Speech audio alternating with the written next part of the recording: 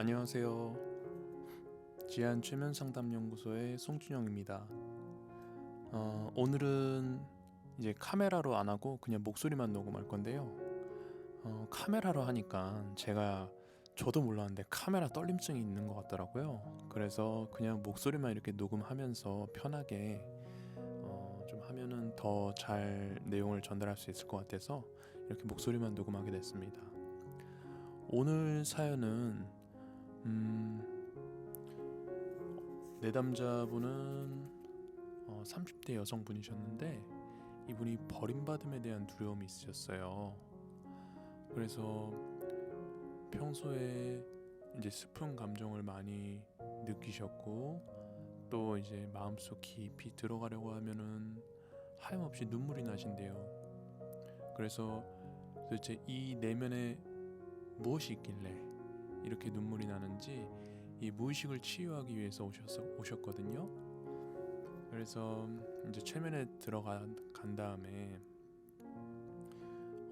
여러 기억들을 방문해서 이제 내면들을 치유하고 난 뒤에 이제 진정한 내면의 목소리를 한번 들을 수 있었어요. 일단 이분이 버림받음에 대한 두려움이 왜 생겼는지 살펴보니까 어린 시절에 부모님이 일을 하러 가셔야 돼서 본인을 이제 다른 사람한테 맡긴다던가 아니면은 이미 자식들이 여럿이 있는데 자기 자신을 이제 낳아야 되나 말아야 되나 고민하는 엄마의 모습 또는 주변 사람들의 그런 얘기들, 이미 아기가 많은데 또 낳을 거냐는 이런 아기를 환영하지 않는 말들, 그리고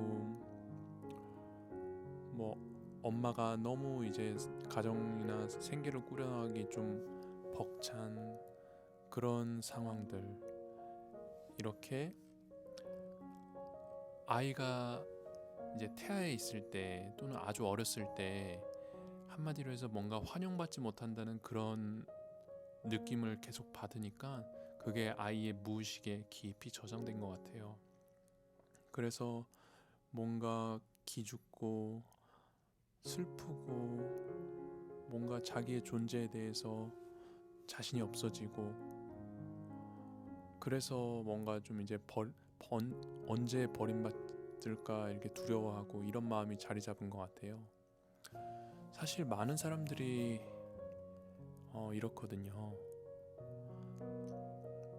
아이는 3살이나 그때까지는 진짜 완전 의식이 하얀 백지와 같아서 뭔가 엄마의 마음이나 주변 사람들의 그런 걱정 어린 목소리, 이런 게 다 그대로 입력이 되거든요. 그래서 엄마가 배에 있을 때도 항상 편안한 마음 가져야 되고, 출산할 때도 편안한 마음, 그 다음에 애 낳고서도 애가 어릴 때는 편안한 마음, 이래야지 아이의 마음속에 정말 편안함이 자리 잡을 수 있어요. 그래서 근데 많은 분들이 그러지 못하죠. 이런 사실 자체를 잘 모르니까. 아이는 의식이 없는 줄로만 알고 뭐 이제 기억 못하는 줄 알고 약간 좀 함부로 아이를 대하고 있는 그런 게 있는 것 같아요. 근데 이거는 전혀 사실이 아닙니다. 항상 아이가 수정될 때부터, 아이가 뱃속에 있는 10개월, 그리고 출산할 때, 그리고 이제 뭐 한 7, 8살 정도 될 때까지, 아이의 자아가 완전히 형성될 때까지 아이에게 사랑과 관심을 듬뿍 줘야 됩니다. 만약에 엄마가 스트레스 받아 하거나 이런 게 있다면 그건 고스란히 다 아이에게 갑니다. 그래서 아이가 핵심은 환영받음을 느끼게 하는 게 중요하고, 엄마가 또 마음가짐을 잘 하는 게 좋습니다. 그래서 엄마가 마음 공부를 많이 할수록 마음이 평안하기 때문에 그게 다 아이한테 복이 됩니다. 자, 그래서 이렇게 과거에 무의식에 아직 남아있던 안 좋은 기억들을 다 해소한 뒤에 이제 시간이 흘러서 미래에 자기 자신으로 한번 가봤어요. 그랬더니 이제 가정주부로 잘 생활하면서 있었는데 이제 깊은 무의식이 발현된 거기 때문에 그 깊은 무의식한테 지금 현재 가지고 있는 문제나 궁금증, 이 사람의 장점이나 문제들 이런 거에 대해서 조언을 얻기 위해서 물어봤어요. 그런데 이게 녹음기가 좀 잘 안 좋아서 그런지 이게 내담자분의 목소리가 되게 작게 들리더라고요. 그래서 제가 그냥 타이핑해서 적은 다음에 간략한 내용을 전달드리겠습니다.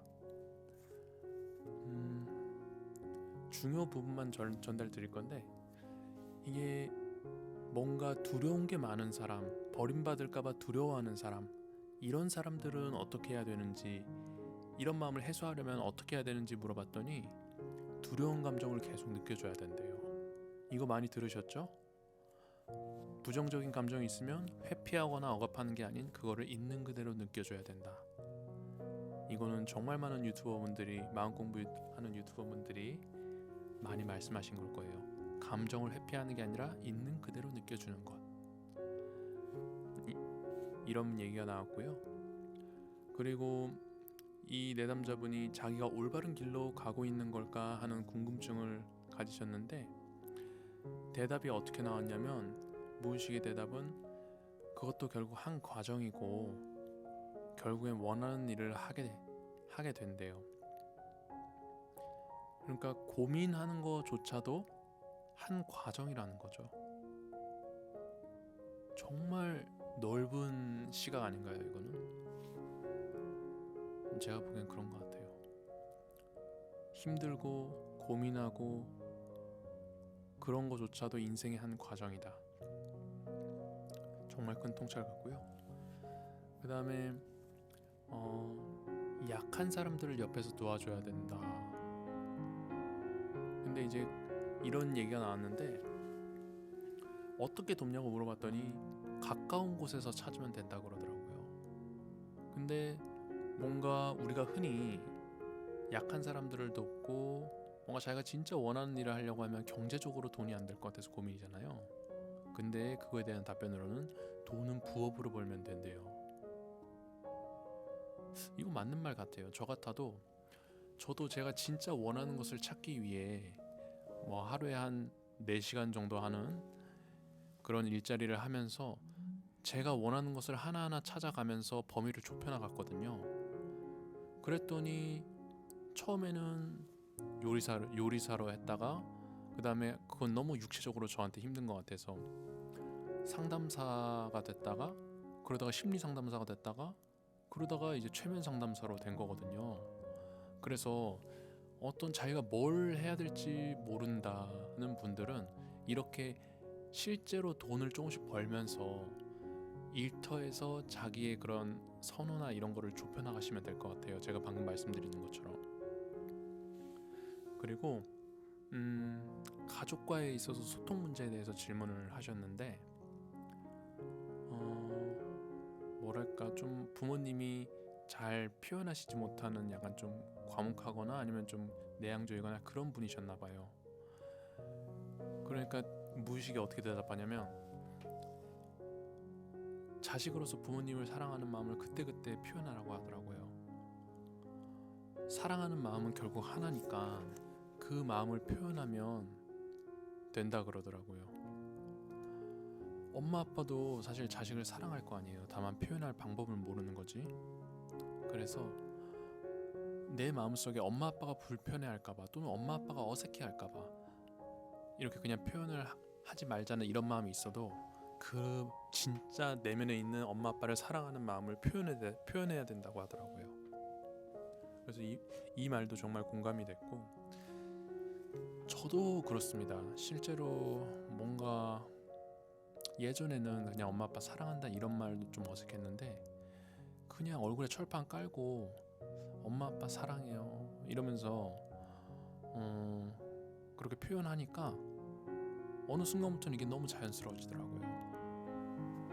그래서 실제로 해보는 게 중요한 것 같고, 인생의 목적에 대해서 이거에 대한 질문은 약한 자들 옆에 있는 것, 보잘것없는 사람들 도와주는 것, 그리고 그들한테 사랑을 받는 거래요.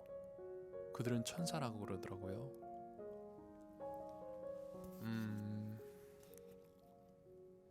정말 이 말을 들으니까 딱 뭐가 떠오르냐면 마더 테레사 분이 떠오르는데, 이 수녀님 관련해서 영화로 나온 게 있거든요.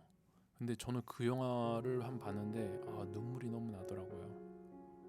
정말 뭐랄까, 진짜 그게 인생의 목적인 것 같고, 내가 그동안 너무 내 영달만 위해서 살아온 건 아닌가 하는 반성이 들면서 눈물이 나던데, 이거 관련해서 이제 유튜브에 그 보육원에서 일하시는 수녀님들 관련된 유튜브가 있거든요. 저는 그걸 보니까 또 마음이 되게 정화되더라고요. 이런 그 영상을 한번 찾아서 꼭 보시길 추천드려요. 뭔가 내 마음이 이기심으로 되게 찌들었을 때 그 영상 한번 보면은 되게 정화가 됩니다. 실제로. 그렇고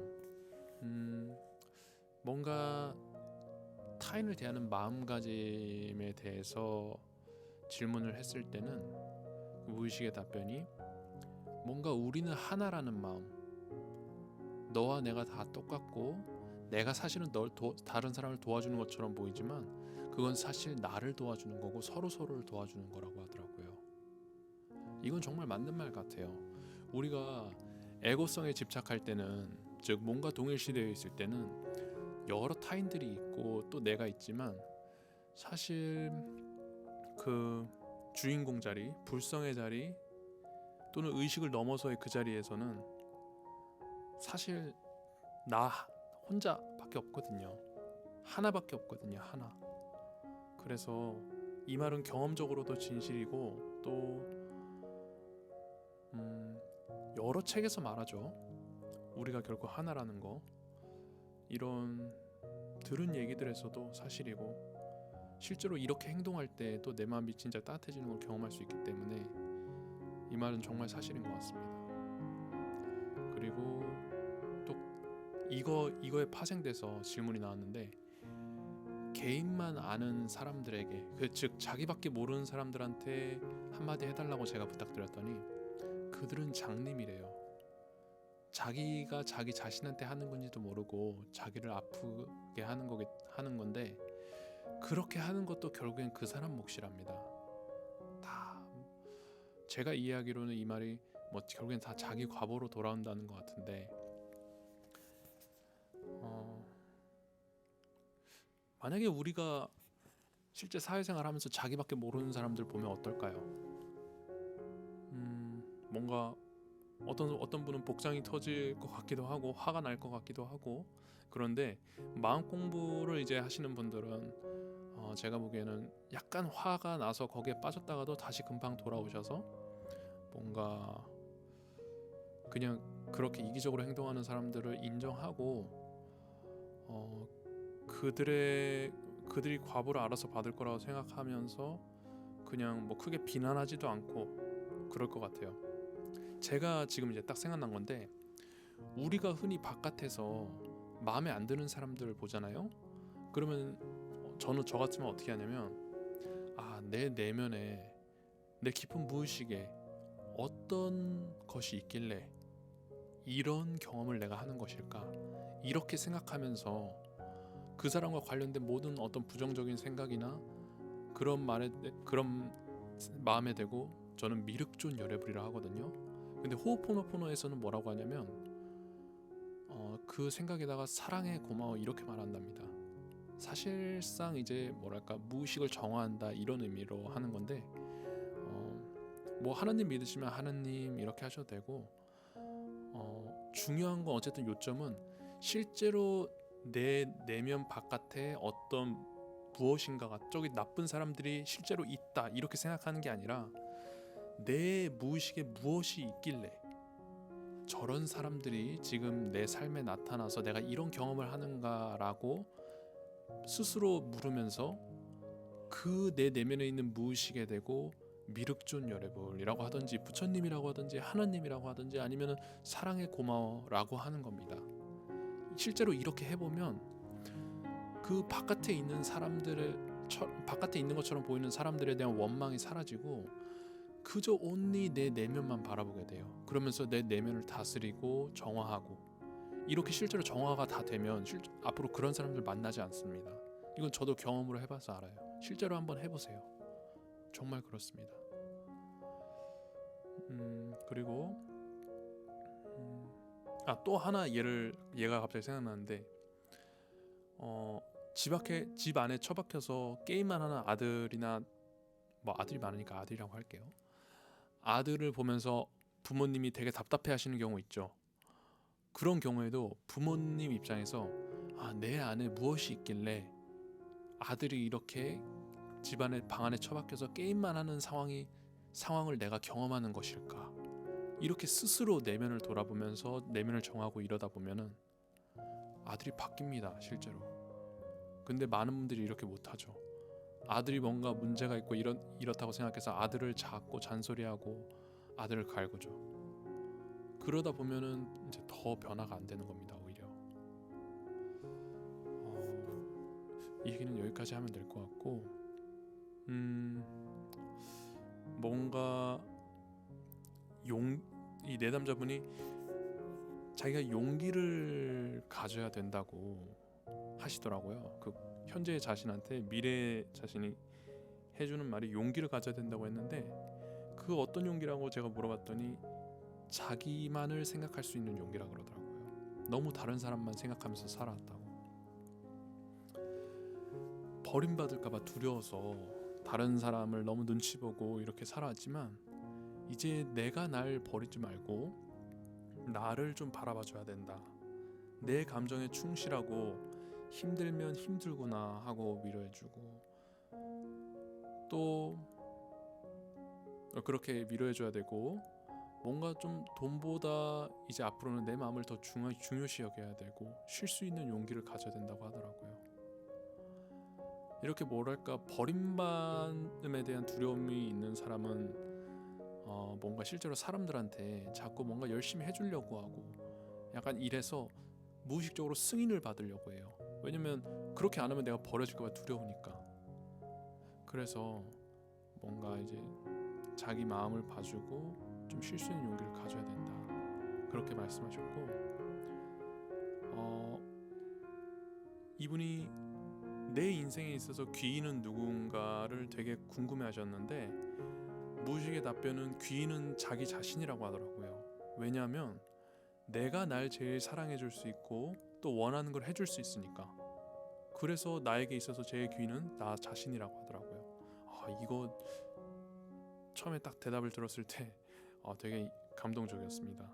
저는 보통 귀인이라고 하면은 뭐 동방에서 온 귀인 이러면서 다른 사람들을 생각하잖아요, 타인을. 근데 내 자신이 나에게 귀인을 합니다. 저도 감동 먹었어요. 그리고 그 다음으로 비슷한 문제를, 이런 버림받음의 이슈를 가지고 있는 사람들에게 조언을 해달라고 했더니 이렇게 말씀을 하시더라고요. 무의식의 답변은 버림받는 것도 결국엔 날 위해서 두려운 거니까 내가 날 버리지 말고 제일 먼저 나 스스로를 인정하고 나를 봐줘야 된다고 하더라고요. 그리고 그냥 버림받아도 괜찮대요, 다른 사람들한테. 왜냐면 내가 나 스스로를 버리지만 않으면 되니까. 이 말도 되게 인상적이었습니다. 그래서 제가 또 여쭤봤어요. 그러면 스스로를 받아들인다면 우리가 알 수 있게 되는 가장 첫 번째 변화가 무엇일까요? 라고 여쭤봤더니 답변이 혼자 있어도 괜찮은 거래요. 혼자 있어도 괜찮아지는 거래요, 마음이. 이렇게 혼자 있어도 괜찮기 위해서 방법을 여쭤봤더니 처음에는 무조건 자기 마음을 들여다봐야 된다고 하더라고요. 그렇죠? 우리가 많이 강조하는 게 뭔가요? 마음 챙김 아닌가요? 알아차림? 자기 내면에 대한 알아차림? 그런 것 같습니다. 내면이 치유되기 위해서는 내면을 알아차리는 게 제일 우선인 것 같아요, 제가 생각해도. 그리고 이거에 이어서 자기 마음을 들여다보기 위한 실질적 조언을 해달라고 부탁드렸더니 이제 감정을 느껴보고 또 마음과 함께 있어주는 거래요. 이거 다른 말로 하면 알아차림이죠. 네. 그래서 감정을 계속 느끼다 보면 감정도 해소되는 방향으로 가게 되고 그렇다고 합니다. 이거는 제가 경험적으로 봐도 맞는 말인 것 같아요. 감정을 있는 그대로 느끼면 그런 감정이 해소되죠. 네. 자, 오늘은 여기까지고요. 또 이제 상담 사례에서 중요한 내용이 있으면은 더 좋은 내용으로 찾아뵈도록 하겠습니다. 구독과 좋아요 꼭 한번 눌러주시고요. 더 다른 많은 분들에게 좋은 내용이 갈 수 있도록 구독과 좋아요 다시 한번 꼭 부탁드립니다. 감사해요.